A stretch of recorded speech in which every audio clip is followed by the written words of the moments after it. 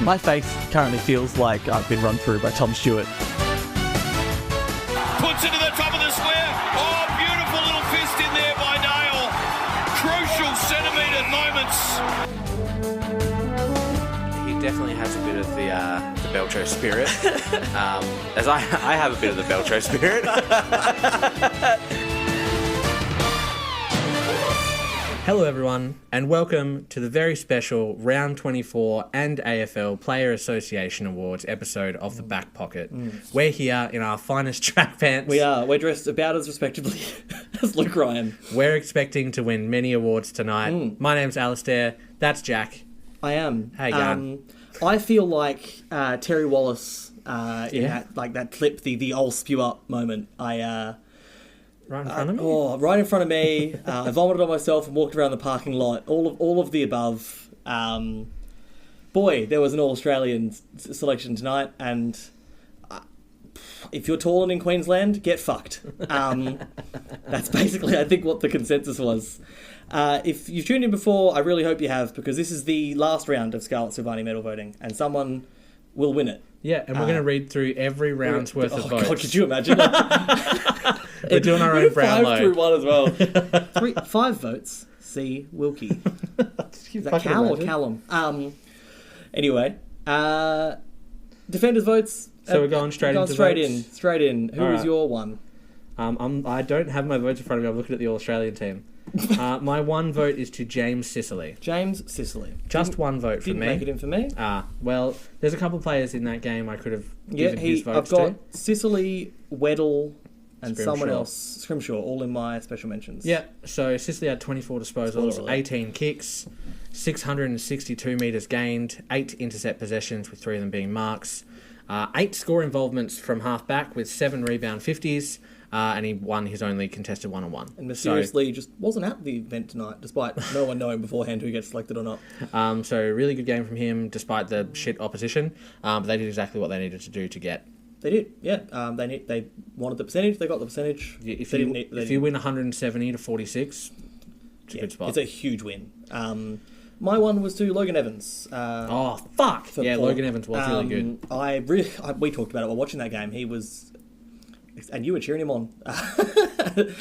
He was really good in the back line. I know what you're talking about. Port didn't nominate him for their best first year player award, and I was like, was that a mistake? Because they nominated a guy who played 1 quarter. Who? The last name starts with an L. He played 1 quarter of football. Logan Evans didn't play a game last year, surely. No, he didn't. He was mid-season draftee this year. Oh, there you go. Anyway, he had 23 disposals at 80%. He had 5 intercepts, 5 contested, 6 marks, 4 spoils, 10 rebound 50s. Won his only one-on-one, 631 metres gained. Seriously good. Both of his score involvements were score launches. He had 2 tackles as well. Awesome game at Logan Evans.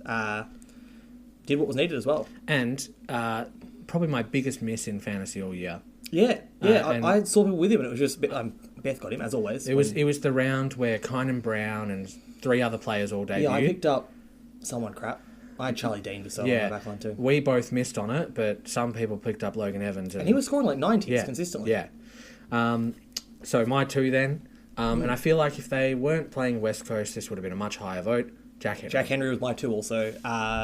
Yeah, he was really good. He it's like 3 or 4 good weeks in a row now. It's just a shame that this week was against such lowly opposition. But West Coast do have a reasonable forward line, and he did a great job. He got 3 coaches' votes as well. He had 14 disposals at 92, 92.9, which is the triple M number, which is what you hear. I think maybe the scoreline changes it. So, like, if the game is closer, even though it's West Coast, we give him more votes, right? But because it was such a shit show shellacking, it's hard to give. Yeah, there was no point of that game where it was contested. It was called 10 minutes in. It's the earliest now ever an X-score game has been called. Second earliest was West Coast last year. When another key forward kicked their way into the All-Australian team. He was in the team already. 11 of his 14 were intercepts. 9 were contested. He had 8 marks. 7 of those were intercepts and 6 were contested. 5 spoils, 2 rebound 50s, won 4 of his 6 one-on-ones, had 4 score involvements and 3 launches. Great game. It was also the most intercept marks of the round, I'm pretty sure. It was, By a stretch. Just doing it. Yeah. So that's 2 votes. Who's 3? 3 for me in a loss. I'm weird this week, apparently. Sorry, I got the burps. Andrew McGrath. Andrew McGrath was my 3 votes. Sweet. That's really funny. 34 disposals. We're going to end of the year. Yeah, well, 11 of them were kick-ins, Were they? but he still had 9 intercepts and 9 contested. 11 rebound 50s, which were all the kick-ins. Yeah, I was going to say, But he had that makes it look less impressive. 3 score involvements, 3 score launches. That's why he was only 3 votes for me, really. Yeah. 12 defensive half pressure acts, though, and 4 spoils. So he was still really good, and he did get a coach's vote. Yeah, just one. Just one singular coach's Singular vote. coach's vote. And Brisbane probably not very happy. I remember as soon as I saw his disposals, I went, hang on, Brisbane kicked 21 points, and I immediately went and checked it. But yeah, they got a bit closer than I think Brisbane would have liked in the So end. if you want money on Brisbane playing Carlton this week, put some money on Nick Newman getting 40 disposals. The touches deluxe. Who was your 4 votes? Well, see, I'm so unhappy with this week's defensive efforts that my 4 votes ends up going to Nick Newman. Mine too. Yeah, it's a Crazy. It's a shit week. It's not a great week because So our 5s are definitely different because you don't have a K name. Multiple of the games were not defensive at all. Yeah. So You have to pick from one that was. just one coach's vote for Nick Newman, but he had 35 disposals at Yeah. 85%, 7 of which were intercepts. He had an absurd 16 marks. Yeah. 4 of those were intercepts and 1 contested. He had 5 rebounds, 1 contested defensive one-on-one and won it. 638 metres gained. 5 score involvements, 2 score launches. And hard shout out to Lewis Young, who I thought played his best game Really in good. a long time. His second half especially. Yeah. They were under massive pressure, and he was awesome. Yeah. If he is not in the Kemp team, forward, Young back, lock it in. yeah. If Kemp's not playing third forward in a week's Young is time, such a good matchup for a hipwood as well, with Yep. the height and the lank. So I'm about it. I'm all for it. But I guess we'll talk more about that later. Yeah. So I guess that leads us to 5. Yeah, 5. Who was your 5? My 5's Nick Blakey. Oh, okay. Yeah. Who's he your 5? Kicked 2 goals. My 5's Sam Taylor. He kicked 2 goals, but he also had Yeah, 6 he did. rebound 50s. I just couldn't justify that game. So yes, I understand, but this week sucked. Yeah, this week sucked. You do his disposals. Nick Blakey Noel. was 19.4 rating points, which was the highest for a defender, I think, for the round. I did see that. second highest in the game as well, only behind Chad Warner. 32 disposals, 25 of them being kicks, 673 metres gained, 7 intercept possessions, 14 marks, of which 4 were intercepts, 7 score involvements, no defensive losses, but he had no defensive contests. He and Cal Mills were my second 3 and third. spoils, 6 rebound 50s. He and Cal Mills were my second and third special mention. The first one isn't because he was better than them. It's because it was a more fun special mention. I'll get to that in a second.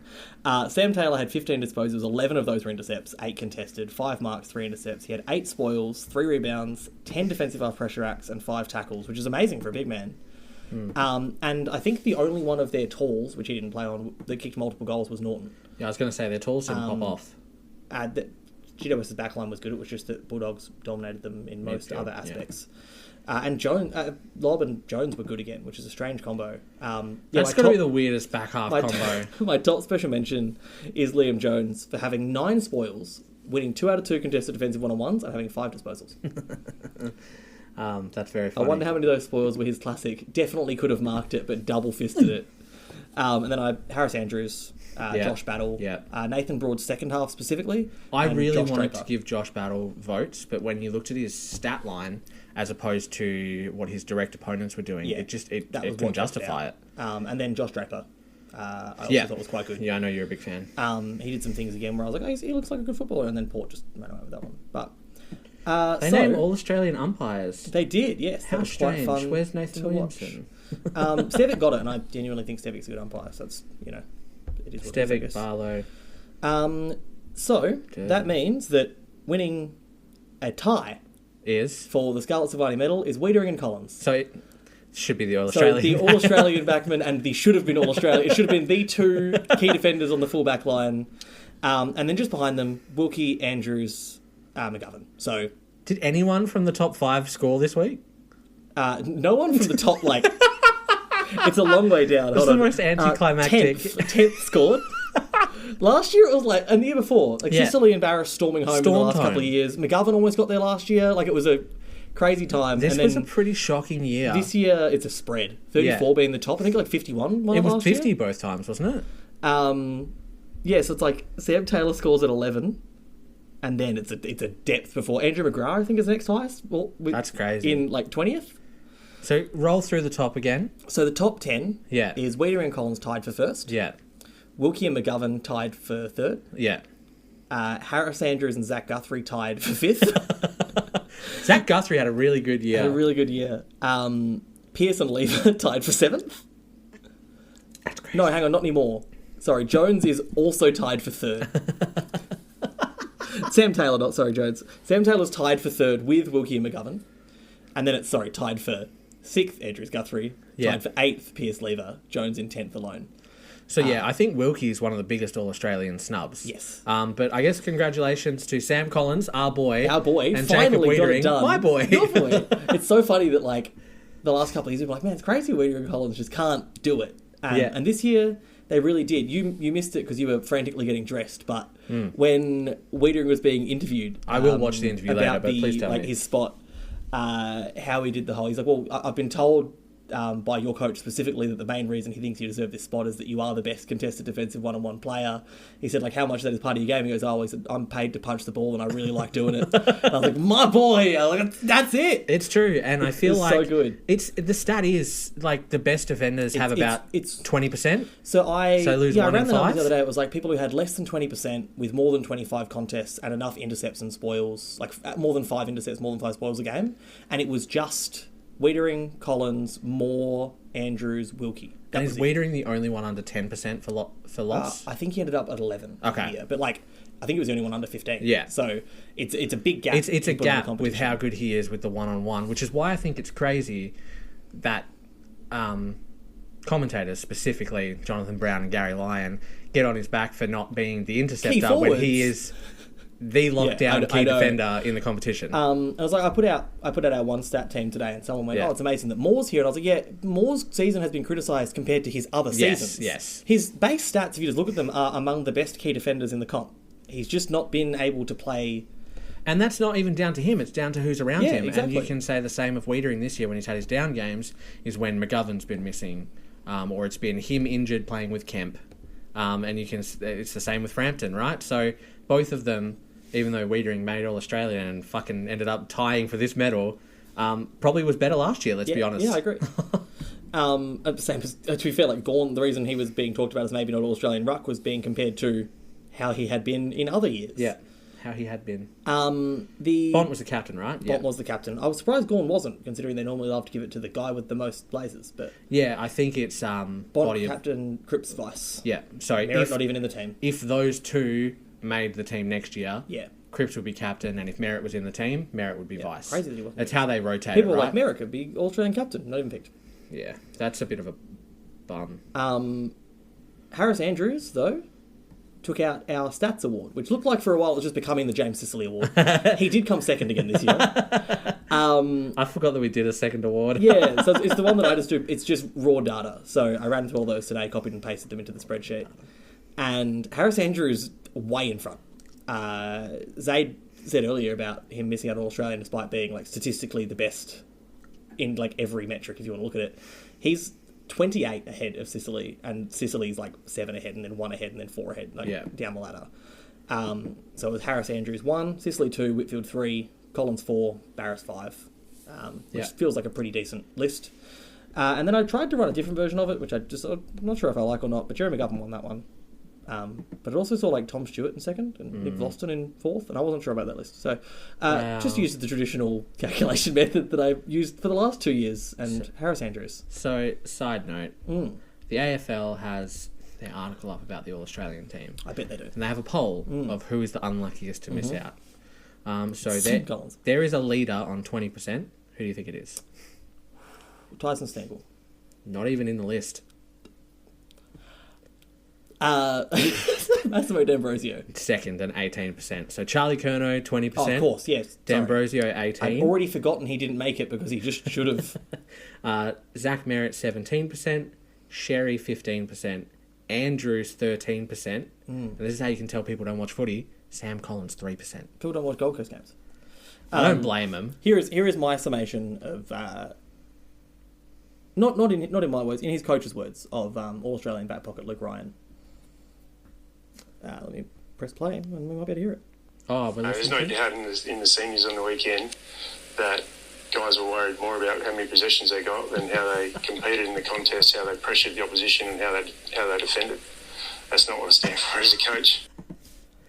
Anyway. Did they announce Coach of the Year at this thing too? Coach of the Year is, by de facto, the Premiership coach. Oh, that's stupid. They changed that in 2013. Oh, that's stupid. So it's just, you win the flag, you're Coach of the Year. The real answer is Sam Mitchell. If Fagan wins the flag. He's not coach of the year. Sam Mitchell's coach of the year.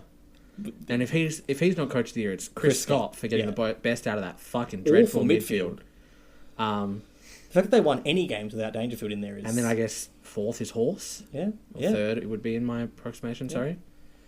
But no, it's just de facto coach of the year. I think fucking... Kingsley's a really good coach.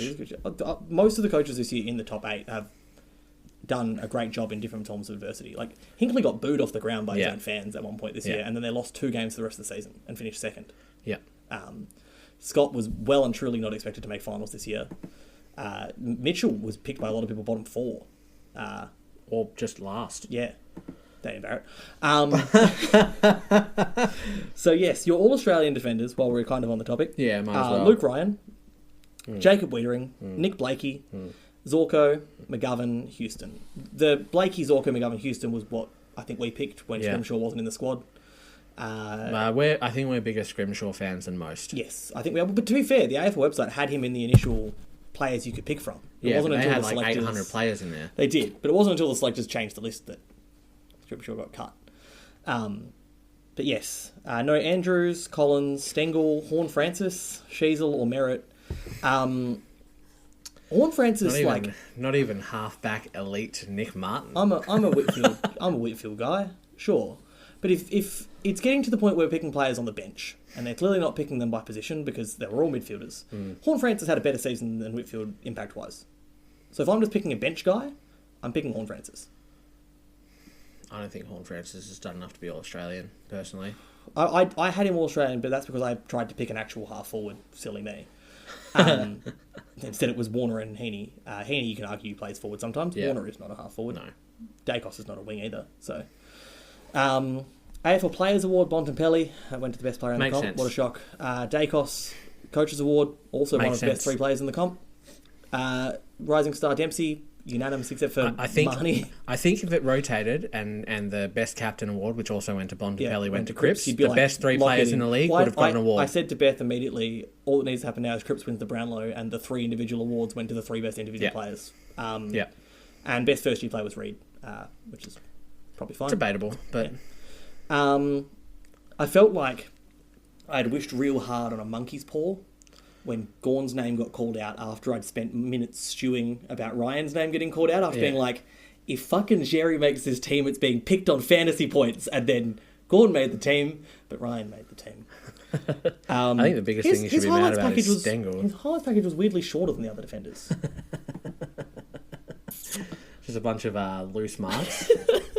Look, I think Ryan's a good player. I just don't think he's an All-Australian player. I think that's the point. I would want them... It's funny when you justify it, right? Because you can put Luke Ryan in the team, and then you're showing Bont's highlights, and you show that moment where he ran off both him and Pearce. Gawn laughed about it, because obviously his highlights got played with Bont's and Cripps highlights, and he was like, it's a bit humbling. Like, you think your stuff's pretty good, and then the other 2 come up immediately after you, and you're like, oh, okay, that's probably fine. That'd be an insane midfield. God, yeah. Gawn, Cripps, Bont. Sarong. Yeah. And then I guess Dacos is the I'm wing. happy Schlaw got selected. I couldn't squeeze him in any team I picked, but he's had a really, really good year. Some people could even argue it was a better year than Bont, but Bont's flashier. Yeah. And Bont willed them to more wins. I'm a big Marcus Bontempelli fan. We're Bottom-pelly. Definitely Bont guys over here. Let's run through, and some of them will be very quick, but the weekend's games. Melbourne lost to Collingwood. Hold on. Oh, you like to get your... I like to look at them so I remember what happened. Your app up. I need to watch an ad for Bejeweled. Need to watch an ad. The first game of the week was Melbourne losing to Collingwood by about 50 points. Did I watch that? With only one of Glomp there, just G. The rest of Glomp was missing. You have to explain what Glomp is. Glomp is Gawn, Lever, Oscar, May and Petrarca. The core. Oliver, Oscar May and Petrarca. The core. And I made up Nards for Brisbane very shortly after reading about Glomp, and then that was the 5 All-Australian players in the squad for Brisbane. Only Gawn, no Lever, no May. You can't expect them to win with one of Glomp. Yeah, and like Collingwood couldn't go anywhere on the ladder. Melbourne couldn't really go anywhere. Like, it was a real dead rubber game. They needed... Melbourne losing was better for them.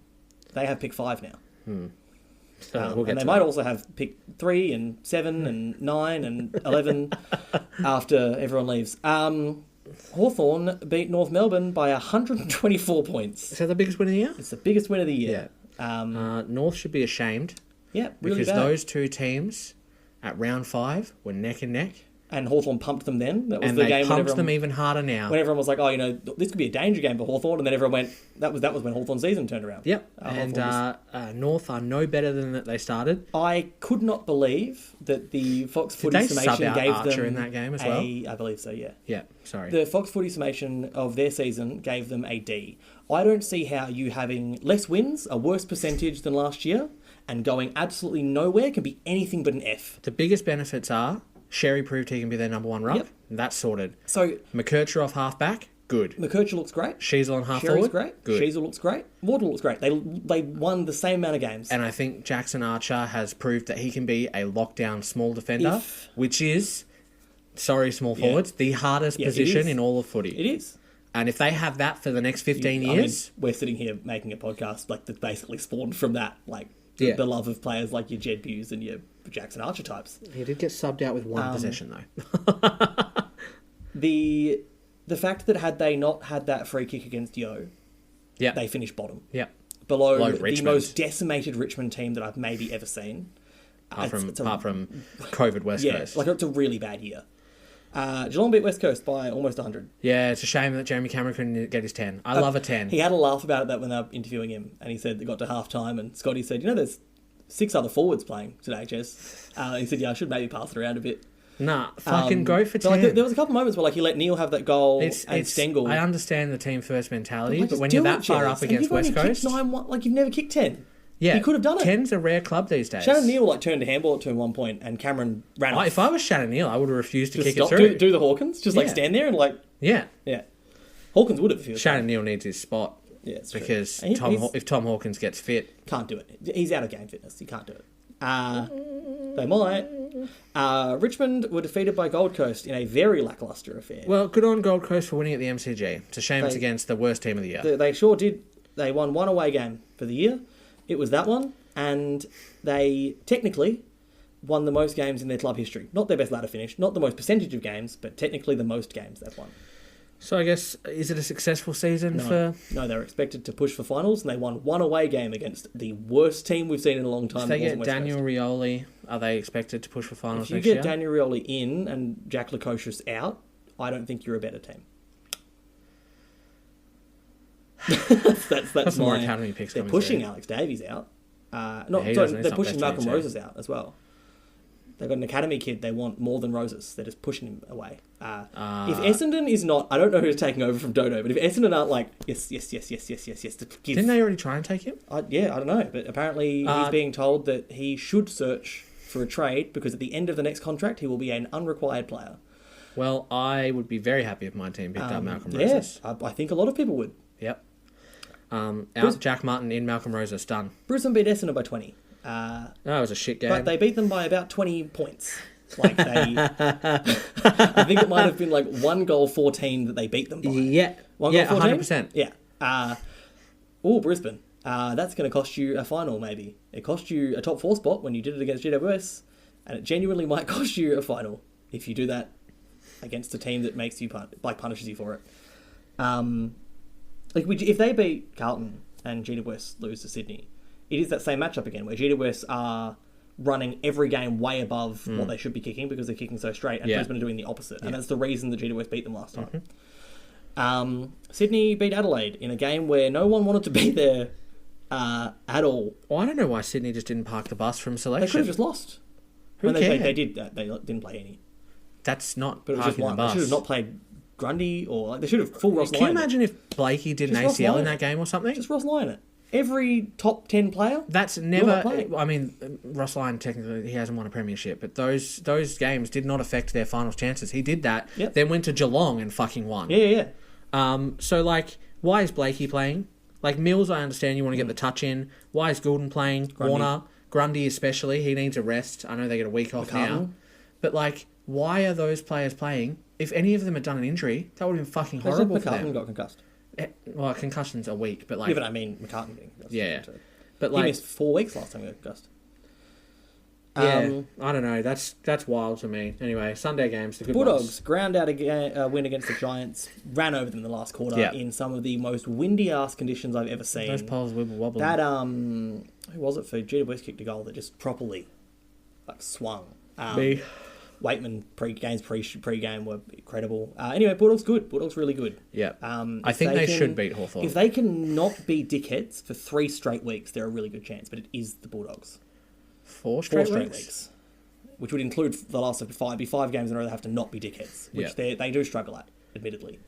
Carlton lost to St Kilda in The last 10 an seconds. insane game. It was a good game, actually. Where Jack Higgins cost his team 3 spots on the draft ladder. And technically, cost it for them twice now that Josh Battle has left. They could have picks 5 and 6 and they're going to get 8 and 9. Yeah. Why? Probably even push back because of Why? Academy. That's. I know there's don't tank, but when there's 12 seconds to go, Instinct. all you can do is cost you. I know. It's funny though, I wouldn't want Jack Higgins playing for my especially club the way if St they... Kilda were posting on the internet about "You're welcome, Australia," about knocking Carlton out of finals, and then it just didn't affect the finals at all. It's one thing I will say is that Philippou looks like he's going to be a serious player. yes, Philippou is very Yeah. good, but we lamented this after their win against Geelong last week, and we can say the same thing now. Season's ended. Doesn't matter. This is what we expected from them after their first 3 games, and then it disappeared until their season was completely over. And now they're playing good football again. Play it all year. Ross Lyon must get scared and go into his defensive shell. Don't know what he's going to do about Battle next year. Well, yeah, it's shocking. Just Wilkie down back is not going to... No.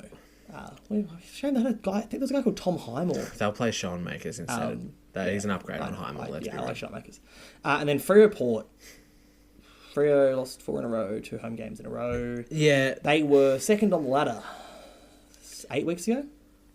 let's be completely real. It's the latest in a season a team has gone from second to miss finals.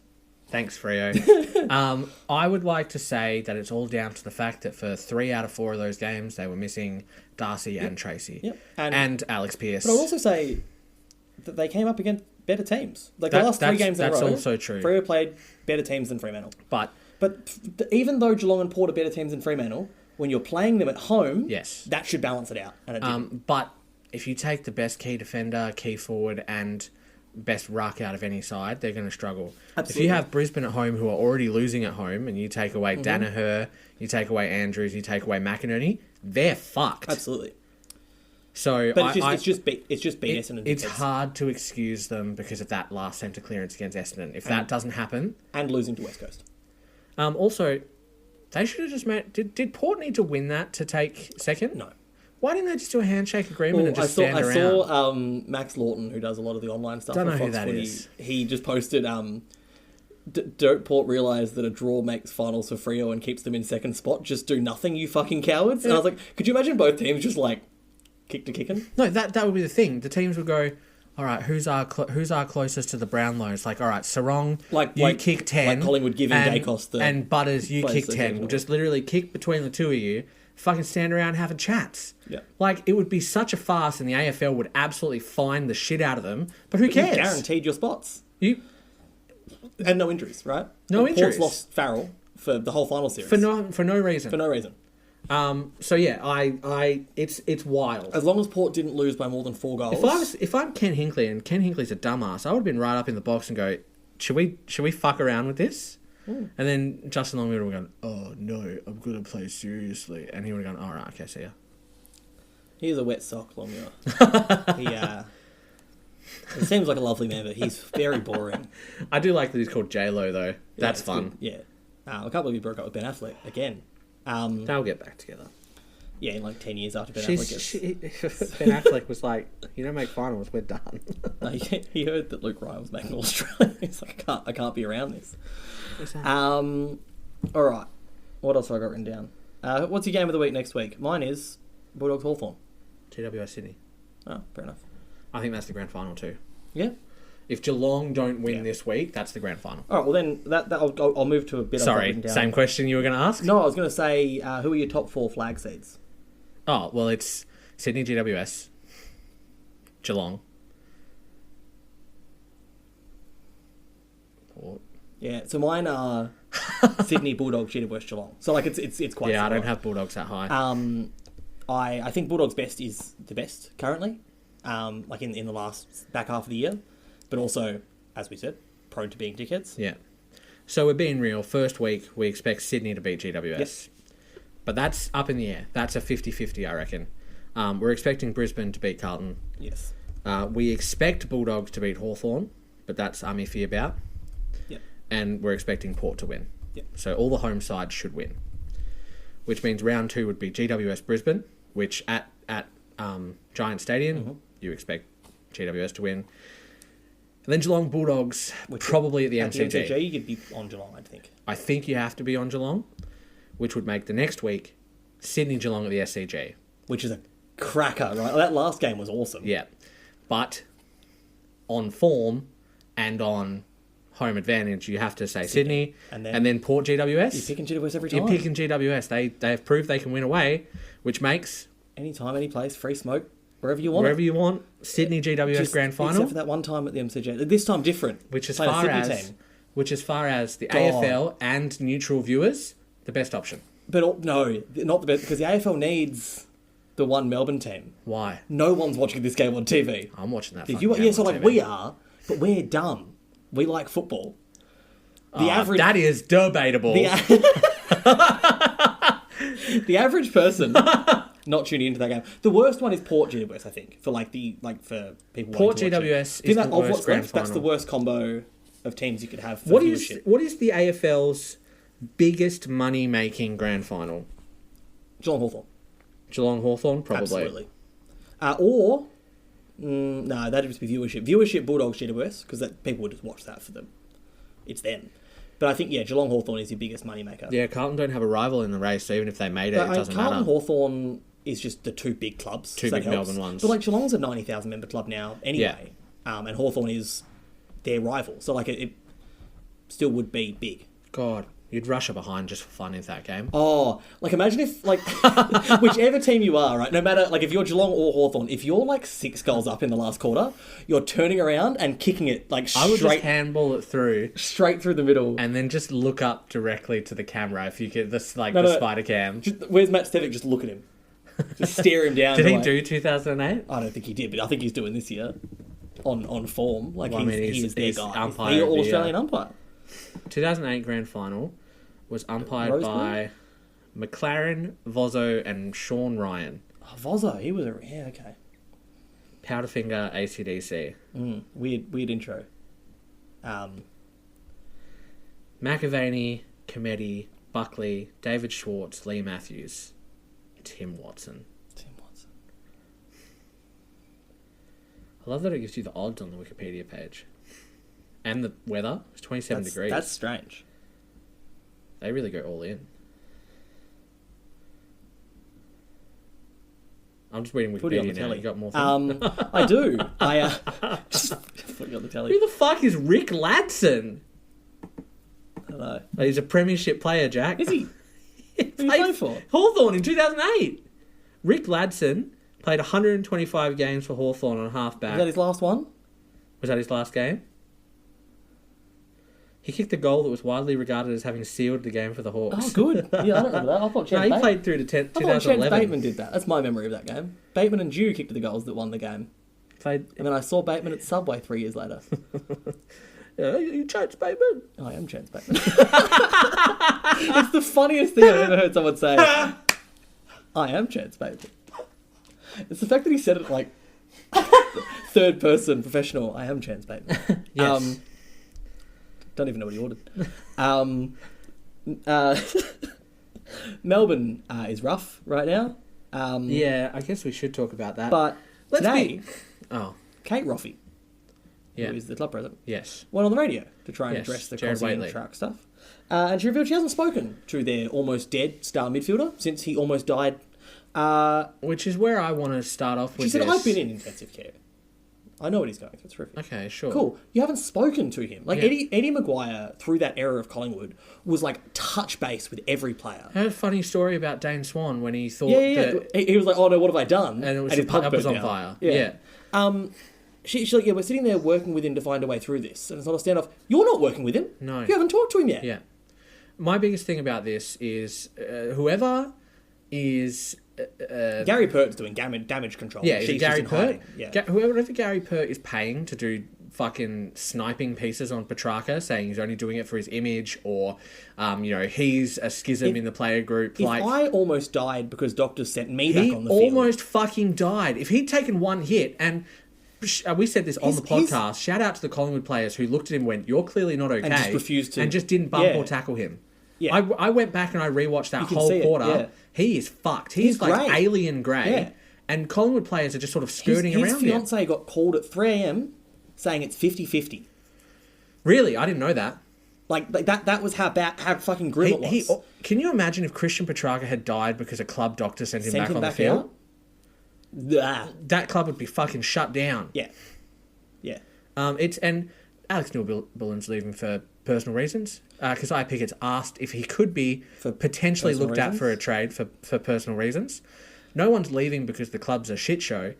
Christian Petrarca almost died. Yeah, and like I was saying earlier watching the... It would be traumatic to even be around everything there. But like, the weirdest part was them saying like Petrarca has aired all the grievances with how the club is being operated right now. And they're like, we just don't know what to do about it. Change it.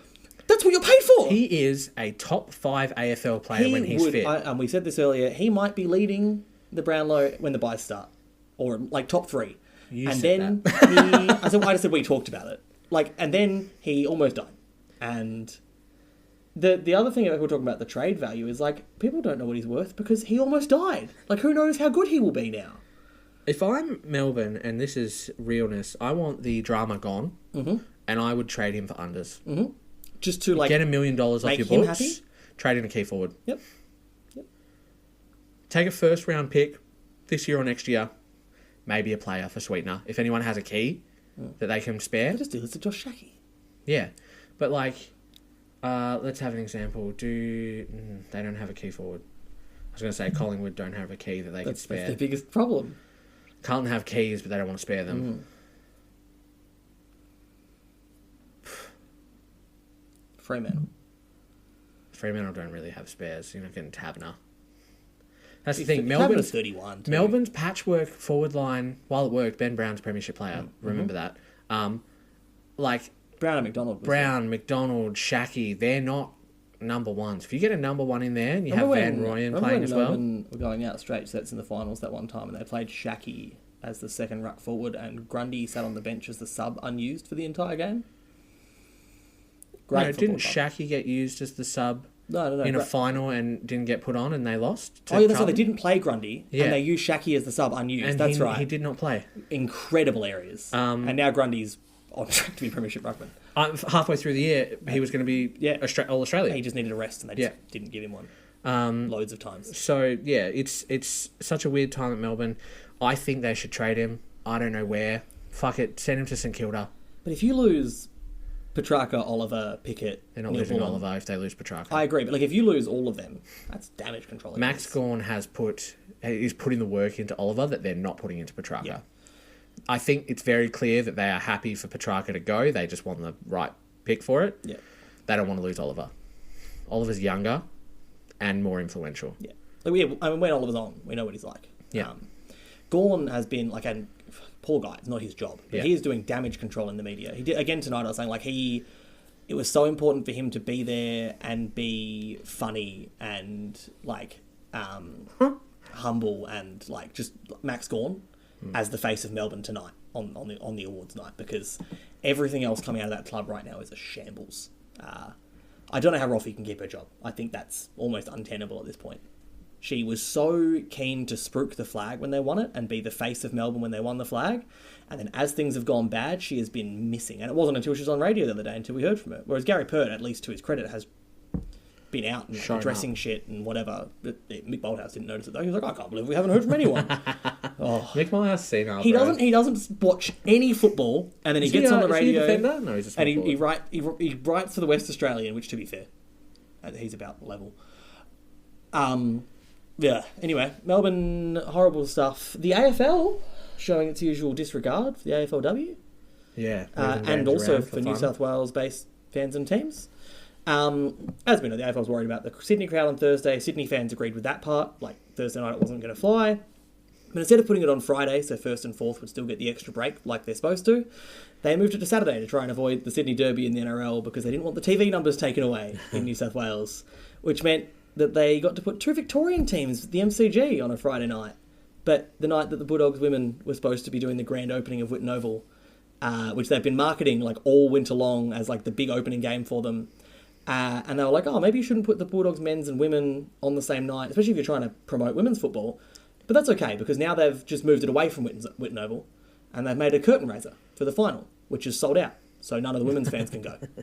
They need to do that pass-out shit. You could have just put Sydney GWS on Friday. Like you...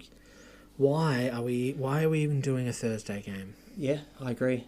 Because the AFL loves Thursday games, and next year we're going to get nothing but. Yeah, it's going to frustrate the shit out of me. There's nothing worse than watching your team lose on a Thursday and then having to go to work the next day. Right? Just in a mood. It's the worst. In a ma mood. Geelong are paying $8 to win the premiership. It seems long. I saw it the other day. I was like, they're third on the ladder. Like, you chuck $50 on that. They've got a good record against Port. Yeah. It feels weird. For the top 4, like, they're paying the same as Brisbane, who are 5th. No. Brisbane have looked shaky. They lost to Collingwood a couple of weeks ago. It's tempting. Yeah, I said to someone, what did I say to someone the other day? Oh, that's right. Nathan Brown said that Geelong had no chance. And I said, if I was legally allowed to bet on football, I would have immediately seen Brownie say no, and I would have put money on it. I thought you meant our mate, Nathan Brown. Oh, he didn't say that. Nathan G. Brown. Nathan G. Brown. I was like, if I was legally allowed to bet on football, that'd be like an immediate, I have to put money on it. Because he is... thanks to Track My Brown, if you haven't seen them on Twitter, it's very funny. Brownie got so humbled by that Twitter account that he stopped putting on multis and started putting on single bets. That was funny, I remember that. And kept losing. Yeah. I think 3 of his last 7 bets were losses to end the year, and it's a big downturn on the graph. But yeah, I was immediately like, that'd be tempting if I could have some of that. Just quit. Start betting. Just quit. Bet. I didn't think I had a shift this week. I had a shift this week. But I'm thinking of what day is it? I'm hoping that Dad's knee feels Sunday. Hoping that Dad's knee feels right because it's the East Fremantle game. Yeah. And I've got the Resi shift, so I can just stay behind and watch the league game. And I was like, just meet me in Claremont. So we'll see if his knee. When is it again? Ache. Sunday. Sunday, Arvo. Oh, okay. Old mate was rightfully charged for throwing that water bottle at the umpire. Yeah. What a cunt. But what also just wasn't part of the cheer squad. Ran in there, threw a bottle, ran away. I love that immediately they're like, that's come from the Carlton cheer squad, as if though it's not an open area anyone can walk into. When you show the cheer squad, they're all like pointing at the guy to security. Anyway. But like whoever it was, whatever team they supported, that part doesn't matter. Fuckhead. That's dog shit. What did make me laugh though is that the fine he got was for unlawful discharge of a missile. Amazing. You can make water bottle rockets. Yeah. Apparently, anything you throw that is heavy enough is legally a missile. Interesting. So if you peg someone with a cricket ball, if I take my cat to the footy and I fucking throw it at the umpire, throw Catman. Greg missile. Because then we can if Catman ends up on field of play, he can get banned for life. You really hate Catman. I don't like Catman. I've heard some stuff about Catman. Yeah, but every cheer squad has a fucking Every cheer freak. squad has it. Yeah. At least it's not Joffa. Yeah, true.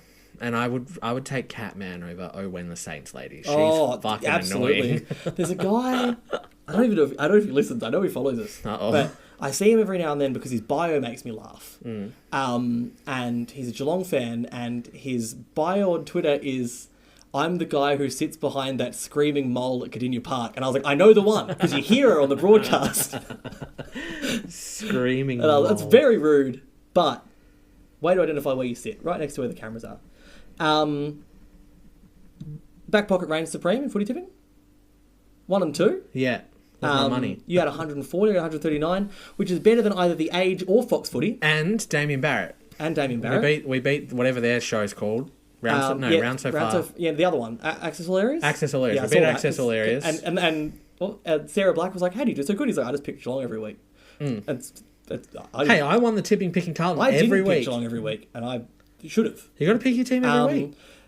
However, it's mental that we're way off actual winners. Like Yes. the ESPN winner was 152 tips. Yeah. We're 12 and 13 behind. 12 and 13 behind seems reasonable. We've made some poor tips this year. Oh, we made some shockers. Me especially. I probably should be like 5 ahead What of was you. that week when I was like, you can't do it? The Fremantle. You can't. They were like, you can't tip Freo, you can't tip Port, and I'm like, Watch me. tip both. And that was when they lost like the Bulldogs in Brisbane by like massive margins. And you would have shitted in. I You know. won anyway. Yeah. And I was watching. secured second place in the one I didn't want to win first in. Nice. On margin only. I was watching so closely because I was like, Jack and I have talked about our tips, and we're tipping very similar. But what if he snipes me right at the end, just for fun? Jack Higgins cost me a perfect final week of tipping. Yeah, that's true. What a prick. Would you have come second if he hadn't kicked it? Ah, shame. Yeah, it would have been the same. Fuck Jack Higgins, man. But I'm still, like I said, second's better in that comp because Money. money, Cash it's is like, king. It's $500 instead of flights, but in 9 months and when it's convenient. Anyway, When it's convenient. yeah, Jared still Just hasn't give had a voucher. Jared still hasn't had his flight. Oh, really? Did he book it? He's in the middle of booking it. Okay. And then they were Is like, it convenient? and then he was like, well, I want to book a flight for like 3.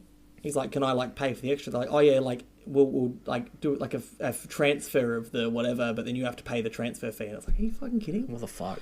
No, Just give him a flight center voucher or whatever. I know, but they're not doing that. They're using the frequent flyer points of the fucking company. I know. Anyway, You get fired for shit talking your company. I don't know. Maybe I got fired for fired. I got side-eyed for talking about someone being sick once. Yeah. Someone doesn't even listen. Anyway, Richmond. I haven't even talked about Richmond. Oh, yeah. Who's left? No, Bolter. Noah Bolter, Brody, Vlosto, Vancouvis, Camden McIntosh. Yep. Who else is left? I mean Prestia, Taranto, Hopper. Morris Rioli? Yeah, Morris Rioli's still there. Or maybe he'll leave with Dan. That was what the media was reporting. Package deal. Dan Rioli stated he didn't want to leave Also, Morris Rioli in Melbourne. The Pickett, not South Australia, Pickett WA? What do you mean? Cozzy Pickett. When he was like, I want to be near family, everyone was like, oh, like South Australia. He said, no, Perth. All right. So Freo's going to have no draft picks for 5 years. The AFL's going to have to rush in the trading. As if Freo are and should be a destination club, but they're not because these players still want to go to West Coast. Liam Baker supported West Coast. He's like, I want to go to West Coast. Yeah. He's an Aquinas boy too. He doesn't look like it. And if I think about it, I would still probably rather play for West Coast. Oh, and you're not going to get a Hungry Jacks franchise from playing Freo. No, I was so annoyed when I drove past the Hungry Jacks poster and they're all standing I there. can't remember who was talking about it recently, but someone was saying like it's weird that these people don't want to coach West Coast for a number of reasons. One is like you don't get to take over a club when they're good. Coaches don't get sacked because the club's good. Like sometimes maybe you'll be middling, but it's very rare you get to take over a club when they're good. Phil Walsh situation, I guess. Yeah, Very rare. Or Ratton twice. Yeah.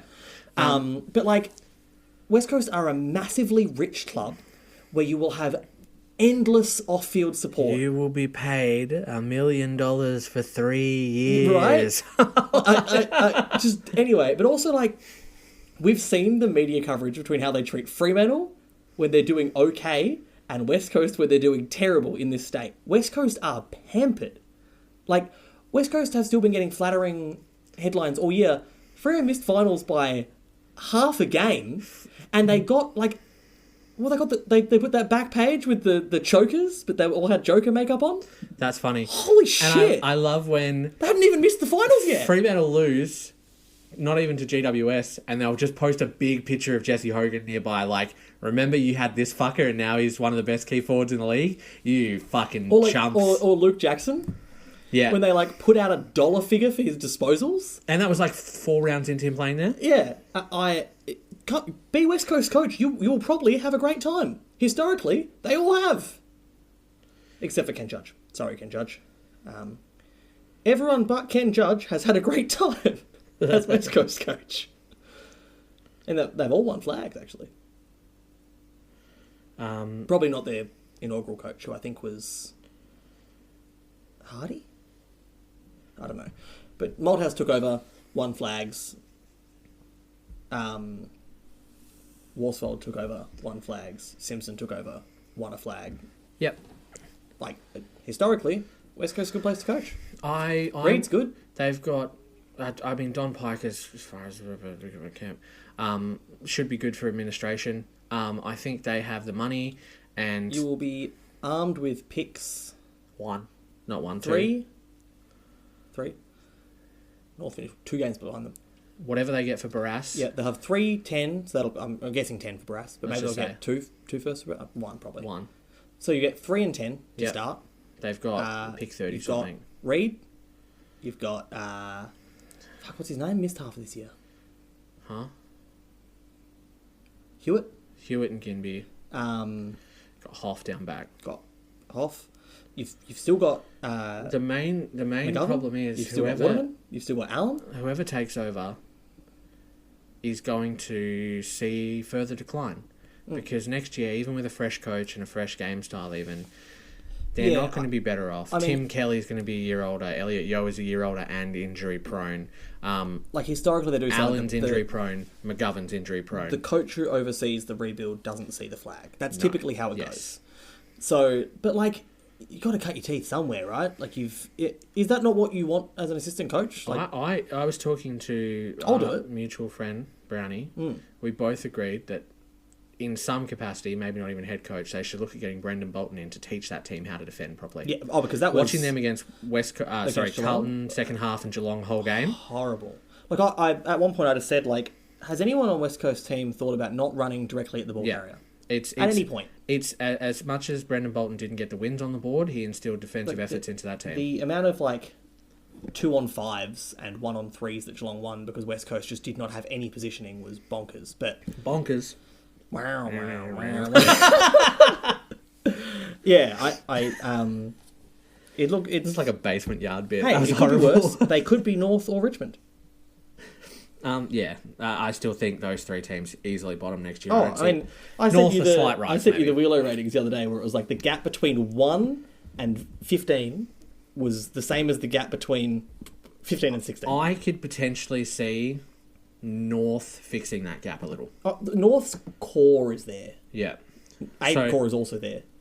And Gore is also there. So team ratings right now has North Melbourne the worst of those three, but that's historical, right? Includes previous years. Richmond are going down. West Coast should be same if not down. North will jump up. They'll clear some gap. But like, who do they catch? The next two below are Gold Coast and Essendon, who you expect to go up. It's Melbourne. Yeah. Melbourne have lost 4 points in Wheelo ratings this year. They're going to go further down. Yeah. The shocking one, still in this bottom half, is Adelaide. What Adelaide- the fuck's going on there? Adelaide almost beat Geelong, did beat Carlton, drew with Brisbane, belted the Bulldogs, beat Port, 12th in Wheelo ratings. beat West Coast, had up until that point just about the only 100-point win of the year, Yep. and finished 12th. No, they finished 15th. Finished 15th. They lost to With a percentage of 99.1 everyone for else. 15th. They lost everyone else. But like they showed that their best is clearly good enough, and their team is good. It's frustrating. The thing about Adelaide is those fringe players, those draft picks they picked up during the rebuild, your Hamills, your Murphys, their first round they're picks not... historically have been terrible. Like, it's good to see that Thilthorpe looks like the real Yeah. deal. Because fuck does he look like the real deal. Which is why Tech's being signed on is confusing to me. Like, you don't just drop a champion. you can, you should sometimes. Me fucking mistyping it as goon. Goon! I was like, you let a champion go on their own time, but I said goon their own time. You so should let a champion goon on I their think own you should time. let a champion. I think that's the only time you should be gooning. If you are a former club legend, you can goon when you want. Well, let's just talk about, like, some of these players from the last game, and would I have them in their next premiership side? No. James Ball-Lazy? No. No. I don't even know who Hugh Bond is. I don't think Sam Berry's as good as people say he 4-year is. extension Um, today. Billy Dowling, Chase Jones, Chase Jones is definitely the kind of player who would be in the 22 of a premiership side. Lockie Murphy. He doesn't have it, but he's been Brody playing. Smith, contract extension by a year. Nankervis is on the fence. I He's like still young. Nankervis. Scholl. Worrell is good, but, like, a lot of those names It don't really is their inspire me. their smalls back and forward, and like next step midfielders that are the problem, right? Like you look at the base midfield and you go, hell yeah, Dawson, Crouch, Laird. Laird needs to go to halfback. Brody Smith should have retired. Brody Smith should have retired. But you go, hell yeah, that's a great mix. Rochelle playing forward and midfield, Rankin playing forward and midfield is good. Fogarty and Thilthorpe is a terrifying forward combo. Yeah. When they're on, they will destroy you. Fogarty's one of the most accurate kicks in the league. Like they kept Adelaide in that game against Geelong on their own. Like they were very, very good. But then you look at the other ones, like you said, your Scholes and your Smiths. I'm going to go through a couple of them now. Luke Pedler, Will Hamill, Lockie Murphy, Ned McHenry, Harry Schoenberg. I love Harry Schoenberg. I know you do, but let's be real. Billy Dowling's all right. Ball Ace, he had a great first game, but I'm not a huge fan. Even some of their key defenders, Ball they Ace is held up very this slow. year. What are they doing with Gallant? They could Is he still on send the him to list? Collingwood. Yeah. Oh, my ball. Oh, okay. Lockie Gallant. Good for him. Who was the other one they had? Big moustache. Oh, Gallucci. Yeah, he's playing Waffle now. Ages ago. He's playing Waffle now. Jordan Gallucci is a name you bring up way too often. I want to say he was delisted like 6 Yeah, but he years went ago. to the Gold Coast first. Did he? Yeah. He was delisted in 2020. Yeah. He was at the Gold Coast. And now he's playing for Perth, I think. Did he? Nah. Delisted in 2020, moved to Williamstown, Oh, played 24 games, kicked 17 goals. that's crazy. I was sure he played for Gold Coast. Maybe he was rumoured to and then just didn't. He does have a moustache. He does, Pardon me. Well, he doesn't I couldn't anymore. stop that. actually. He now just is beefy. Pick 15. Like, he's just gotten... Let's play that fun game where we look at the draft too. They could have He's taken gotten instead. huge now. He just plays like a... So they picked Jordan Gallucci at pick 15. The next 5 picks, let's go next 6 picks. Todd Marshall, Jared Berry, Yeah. Sam Powell-Pepper, Tim English, Jesus. Isaac Cumming, Okay. Will Hayward. Let's fucking chuck a few more in. Jordan Ridley, Oh, no. Ben Long, who has only been good this season, Brandon Parfitt, who is a premiership player, let's be real, Patrick Lipinski, who is a premiership player, let's be real, Shea Bolton. So You'd take Lipinski over Gallucci in a safe to say they missed pretty hard there. Same for South Perth. So, South Fremantle. Pick 38 to Sean Darcy, pick 39 Josh Battle, pick 40 Tom Stewart. I've talked about the extreme quality of Waffle footy, especially Waffle Reserves footy. How do you reckon he's going? Oh, he's probably getting 30 each week. 6. He's averaging 6 disposals a game. Oh, he must be. In Waffle Resis, which I think is close to the lowest level of like semi-professional football in this I hope country, he doesn't give a shit. he had 10 and 16 to get him back into the league side where he had 10 and 7. Welcome to the Jordan Gallucci podcast. He's playing forward Maybe he's kicking goals. some weeks. Do we have anything else to talk about? No, We I talked think about so. what we reckon will happen in finals. Yep. What's the biggest upset that could happen this week? Uh, Geelong Port? Hawthorn Bulldogs is line. Yeah, the other games are all like Geelong Port would be the biggest. Well, I mean, you got the odds there. I mean, Carlton winning would be the biggest upset, but They won there It's- by a it's point. not earlier gonna this year. Let's see. Do they have the odds on the AF website? I just wonder who the favourite is. Not that I actually care. Who the biggest favourite is? I mean, yeah, it's Port. No, yeah, it's Port. No, it's Brisbane. Brisbane, it has to be. I think Port's a bigger upset because Brisbane could just kick 6 goals, 43. And they'd probably still win. Actually, 40 would be a lot. That's like 80 points. Anyway, I think the home teams all win this week. That's my suspicion. Even though Bulldogs aren't actually playing at home, they're playing at the MCG. So I guess the only thing left to predict is the Brownlow. I think that Nick Dacos is going to win it, Yeah, and then Patrick Cripps is going to finish second, yeah. and Caleb Sarong is going to finish third. I got Lockie Neal on third. Who's on third? Me. I'm on third. 3-way tie. I'd love it. For the Dacos drama. is fourth. Huh? I don't think many people are stealing votes from Dacos or Cripps.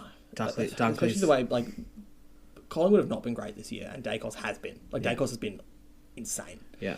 I was saying to someone earlier today, I was like, if you don't support Collingwood, you have to hope he has peaked because he is already a top 5 player in the comp consistently. And if he gets better, he's a boy. He's fucking 21 in January. He's not even 21. Imagine if he could learn how to contest a mark.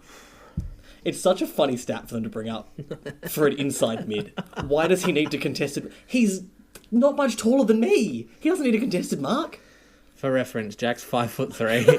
I was saying to Tim the other day, I was like, if I do, because I was joking about like with Richmond's delistings that I'm free, I'm available. Like, They got numbers I 1, was like, 2, 4, 7. I was like, just let me know now because like I would need a full preseason. But I was like, there's only a few clubs I could play at where I wouldn't be the shortest person on the team. And Richmond is one because I'd be taller than both Morris Frioli and Dion Prestia, which is nice. Dion Presti's that small? Yeah, man, he's a little nugget man. How tall are you again? 178. Yeah, you got Corey Durden done. So you can play for my team. How tall is Boxhead? What's his name? Ollie Wines. No. Just got suspended for a dangerous tackle. Oh, he's? Because he's not very tall either, I think. No, he definitely looks small. No, he's 180 centimetres. 180, so he's got me covered. All right. So Are you not 180? No. Oh, man. I know. I need to stop slouching because we don't look very... Yeah, I know. you're like comfortably an inch and a half taller than me, but like most of the time, not so. So looking at Richmond's list just briefly, we're going back to it. So Grimes is retiring. Number 2 is free. Sweet. Martin's retiring. Number 4 is free. Have they got Liam Baker's going, so number 7 is free. Have they got 14? That's what I want to play. 8 and 9 are free as well. Sweet. You can't have 14. Taranto's got it. Oh, it's fair. 11 and 12 are free. And Broady's in my other number, so I can't take. That's why I lost it at fucking Upper Swan. Oh, you seem like a 17. You can take over Dan Rioli on halfback. I could do 17. If Lynch goes, 19's available too. I don't think I can play halfback. I think I should be a pressure forward now. I don't think I've got the run in me for halfback. Although I could play one of those really loose, slow halfback roles, like a Mitch Duncan or a Constable. A Zorko Constable. Oh, mate. I did learn the other day I can still kick at 45, so that's nice. Let's be real. Get me in Richmond. You can't be worse than... I don't know. Steely Green? I like Steely Green. Robin Nahas. They have a 50, a 51 and a 52. Yeah. Well, they But don't at least have they a can 50 change those anymore. over now. Yeah. Jacob Blight deserves an Yeah. extension. I like when they're like, Blighty, I'm sorry, mate. You're not having a number under 10. Hold on. Smallest players in AFL. Who are you taller than? Tyson Stengel. This is the best part of the podcast we've ever had. Who's Jack taller than in the AFL? Well, it's unfair for me because I'm taller than quite a few. Yeah. Tyson Stengel. Nick Watson, Yeah, 170 he's tiny. is the smallest. The wizard. Every time I see him, I'm like, why do you look 30? You are 19. Caleb Daniel, Brent Daniels, Keziah Pickett, Jake Rogers at Gold Coast. Charlie Spargo's only 172. Really? Liam Baker's 173. Jake Bowie's 175. So before he got traded, I would have been like well out of the bottom few at Richmond. Yeah. Who else is really small? This is really fun. Zach Fisher's 175. Goulden's 175. Really? Yeah. Bobby Hill, Darcy Jones. Obviously, I thought he was smaller than 175. Goulden. So you're 178. 8. Okay. So the players who are just below you, you're taller than Dirty Gresh by 1 centimetre. You got Dylan Moore by a centimetre. I've also got about an inch on eyebrow on him too. Tom Papley is another one you're taller than. Surely you could take Joe Richards' spot. Oh, I mean, he's in high demand now, they reckon. So You are the same height as Lockie Neal, Adam Sard, Took Miller, Rory Laird, Sean Manor. yeah, see, Manor, I could. Oh, hell yeah. I'm not kicking 4 goals a week in the VFL to get a call. He was averaging 2.9 a week in the VFL. Yeah. When he was out of And the he's team. playing really well in the seniors too, so... He was the highest rated from the time he came back in, highest player rated small forward in the comp. That's what I want to say. Lockie Neal. Lockwood. Because there's been obviously the chat that people love bringing up about Dacos. It's so dumb because like he's just very. How many contested marks has Lockie Neal Lockie taken? Neal, who obviously similar, a little bit shorter, but similar height and like whatever to Dacos, plays a very similar role. How many contested marks does Lockie Neal take? Career or average? Oh, I want to go like season on season. He took none in his first year, which Okay. was what Dacos' knock was. Yeah. He's never taken double figures contested marks in a season.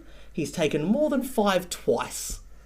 Maybe it doesn't fucking matter Nick for an Dacos inside has mid. taken 1, so if he could get to 5, he'd be Brownlow medal Well, every he's year. got to take 10 to beat Lockie Neal's best season, but So he said he never made... Oh, he made 9. yeah.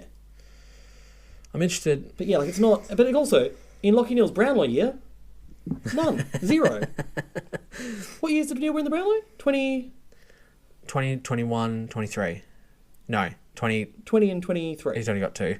Yeah, so 20 he 0, 20, 23 0. In his 2 Brownlow years, 0 contested marks. Maybe if Hugely Dacos important could stat grow for- 10 centimetres. Oh, Jack, you could have just looked at the fucking Brownlow numbers right next to the column. It's like 2 columns across. Anyway, dumb stat. We're not measuring midfielders by contested marks. Otherwise, Cripps and Bont are winning every year. Yeah. Frankly. Yeah. The reason that those types of inside mids are freaks, like your Bonts, Fifes, Dangerfield, Cripps, is because they take contested marks. And they can get their arms out of any situation. It's because they're fucking monsters. Dangerfield doing it at the height he did it at was also what made it impressive. Like, he's a good couple inches shorter than the rest of them. It's just that he's built like a fucking he's a meatball. barrel. I was listening to the Chaps guys talking about that game, and they were saying about how Dangerfield, we laughed about it at the time when he was talking about his injuries, and he's like, he's going to have to address the way he attacks the ball. And they were like, Geelong is 100 points up, and Dangerfield is flinging himself at the football. They're like, Danger, you talked about, you know. I'm going to have to stop scrambling on the ground, you know. Yeah, I can't fling myself at the ball like that, the hamstrings don't. And then, like, 3 weeks later. It wasn't even 3 weeks later, man. But then, like, you're 100 points up against West Coast and he's still doing it? They've got Stewart and Humphreys on the bench for the whole second half because they're like, we're not doing this. And Dangerfield's like, what if I just cannon at blokes for half an hour? He's not... Yeah, that would ruin their finals. Yeah, he's not bright, Danger. And he clearly is, but he's just not bright in the right ways.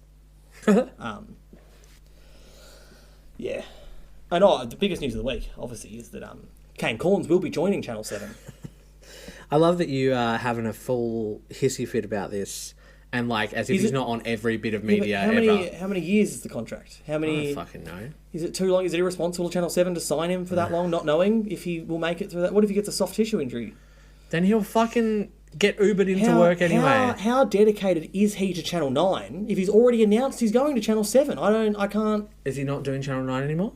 Not after this year, no, because they're rival what are they broadcasts. gonna He's do still to the doing Sunday footy He's still show? doing AFL. What are they going to do with Footy Classified?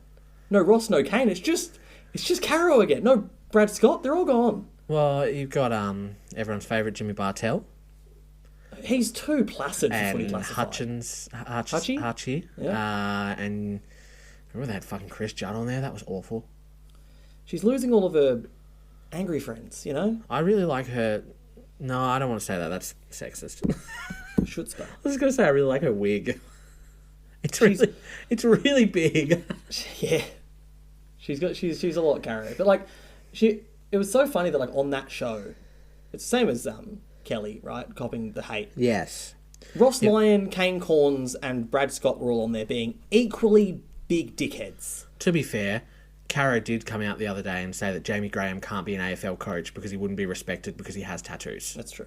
So she is equally as bad, but if she was a man, she would not get the flack that she does. Let's be real. Same as Kelly. Like, I did not think I would be using my position on this podcast to defend Carolyn Wilson. I did say the other day, I was like, we're not doing women's football for this because one, we are men, and I feel like that space should be used for women. And also two, we have big football burnout and do not want to do it. I've been burnt out since round 10, baby. Yeah. Name one podcast this year where before we started and go, oh, can someone else fucking do it? There was 1 week you were really excited to do a dumb intro, I think. Is that the one where the Fremantle players were pissing in the sinks? If shit like that happened every week, I would be more happy to do the podcast. So you want Virgin... My thing, so many weeks ago, Freo were given the option to land the plane. No.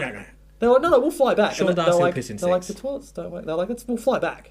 And then halfway across, they're like, this is atrocious. I can't believe we're being treated like this. Also, for a club that has to fly reportedly inhumane distances, they really seem to be a destination club at the moment. Lots of people want to fly inhumane cattle distances, apparently. Why wouldn't you want to stay at Richmond and Melbourne and not just play at the MCG every second week? Because you might die. Yeah. That's Stephen May played through those rib injuries so too. Right.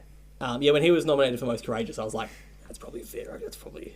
They could have just had a layup and done Petrarca though, right? I agree, but remember, May was May. taking contested marks with broken ribs. But like with that padding on, and seeing him like land and wince, it was like, that's not good. Yeah.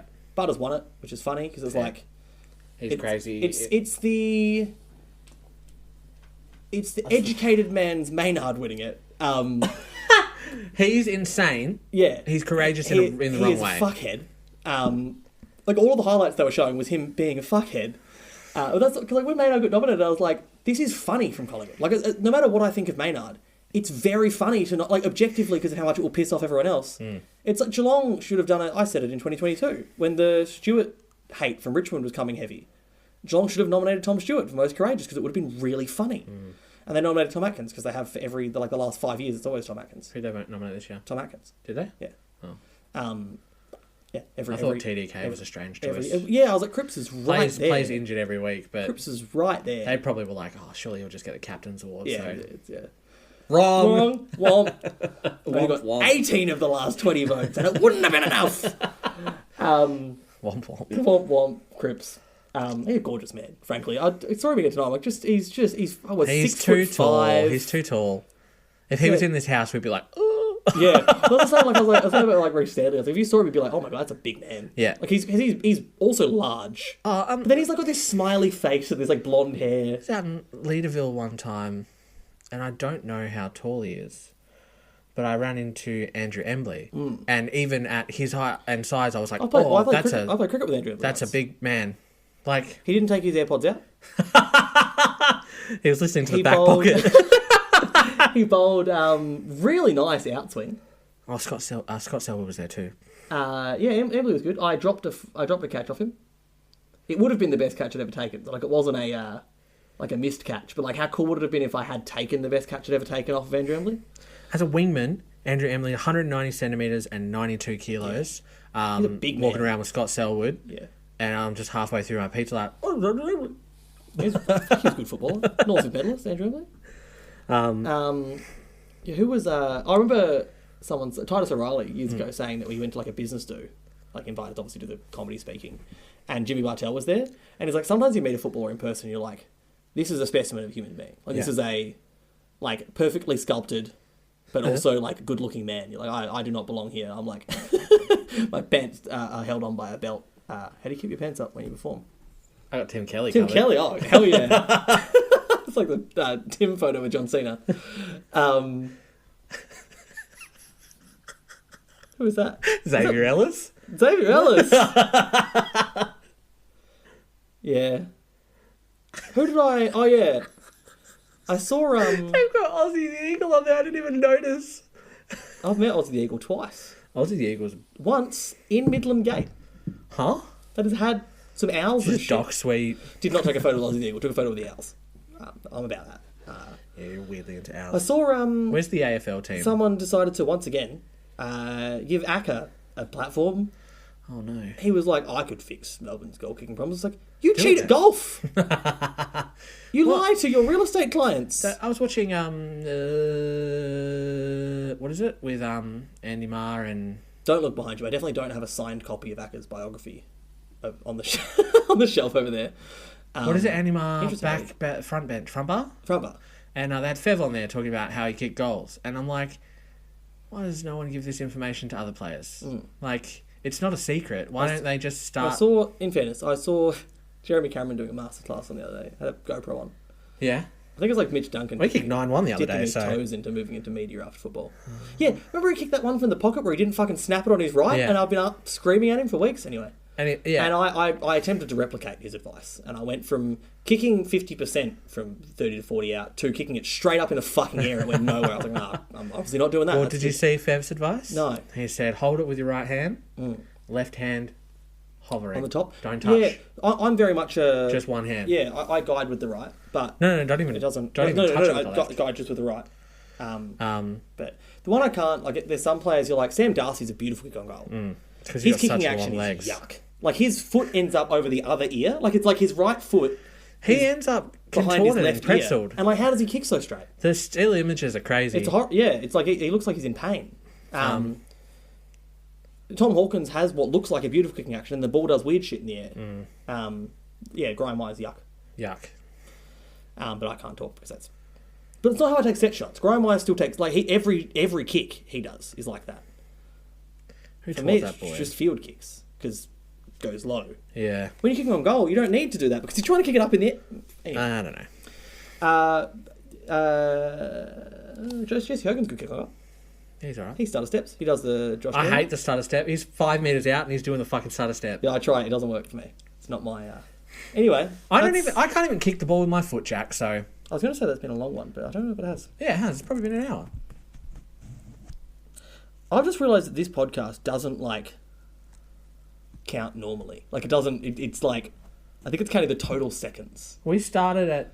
Yeah, that's fine. I'll figure it out when it I goes reckon into we're it. an hour and 10 in. Yeah, we might be. It's the last round of the year. Happy Maybe New last Year. forever. That's it. Luke Ryan wins. We're fucking done. Shout out to Sam Collins and Jacob Wiedering. Sam Collins and Jacob Wiedering. Who If you ultimately- want your medal, Yeah. I will get it, mate. I have the You're designs going to made tweet/Instagram them? with a medal company. It's just that Tom Barris and James Sicily didn't want it. Reach out to them. And you know what? I'm not changing Tom Barris's jumper on the fucking header on our Twitter page. He's keeping the West Coast one on that banner because he won it at West Coast. And I'm going to have to add 2 more. There'll be 4 blokes on it now. Yeah, you can have 2 on each side. Yeah, that's what I got. So, yeah. I will message them. They won't. You should message the clubs. Yeah, I did that. And West Coast were like, oh, we'll get in touch with him. Oh. All right. Well, I even tried to get in touch with there's a few people. Anyway. all right, we'll give it a shot. Yeah, I'll try again. A few people get back to us. Cody Waitman liked our... What about the Basketball 22? I would, and we all know Will Day's a big fan of Will the Day, Twitter. yeah, he was like, hey, hang on. Blake Hardwick has a basketball background. 2 weeks later, him getting smashed by Blake Hardwick at basketball. Very funny. I think we should...